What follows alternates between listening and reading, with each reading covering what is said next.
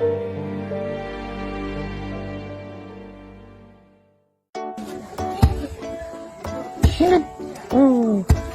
ยงต่ำในสะเนือน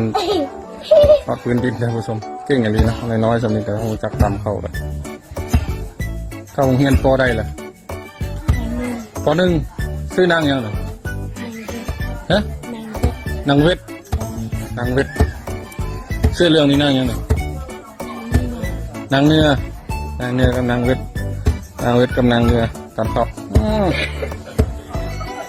สองไอ้น้องบ่แมนเป็นหมู่กันตามเข้านั่นเที่ยงตำนี่แล้วเลยตอนแรกบ่ตำเลยหรอกแม่นบ่แต่มื้ออื่นเช้าตำนี่ตำแต่เช้าเป็นเข้าโรงเรียนอยู่บ่ออกแล้วออก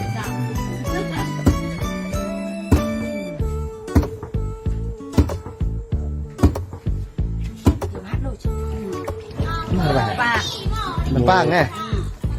มักใส่บ้านเฮาแม่นบ่แกงบ่ต้มบ่แกงต้มมักใส่กินแรงนะคนว่าเนาะตักน้ำบ่ล่ะตักน้ำบ่ น้องคนยังงงๆอยู่ตักน้ำนะครับผู้ชมตักน้ำกินและให้ใส่เสื้อแล้วกระตุกเนี่ยจนเต็มนี่มันจะเสียเอาเมื่อเนาะได้เมื่อบัดนี้ละ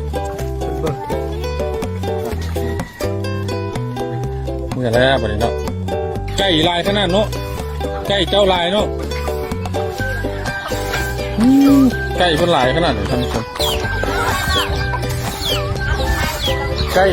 กล้ลายเนาะมันจะก้นมันหมดเลยเบิ่งคนแบกมันเนาะเต็มหลังเลยท่านผู้ชมตอนเวลาเที่ยงนะคนจะกลับมาเหือนคนไปแต่เช้าตัวน้อยๆนึง4-5 ปีนี่ก็เฮ็ดเบี้ยเก่งแล้วท่านผู้ชมทงบานเนี่ยมาเป็น10เลยท่านผู้ชมมากรรมการตามเข้าเดี๋ยวว่าบ้านนี้ห่างจากตัวเมืองไกลนะท่านผู้ชมประมาณ70 กิโลเมตรหายากเลยเนาะที่ว่าเพิ่นสิตำเข้าพร้อมกันหลายๆคนแบบนี้ถือว่าเป็นภาพวิถีชีวิตที่หาเบิ่งอยู่ใส่บ่ได้อีกแล้วนะท่านผู้ชม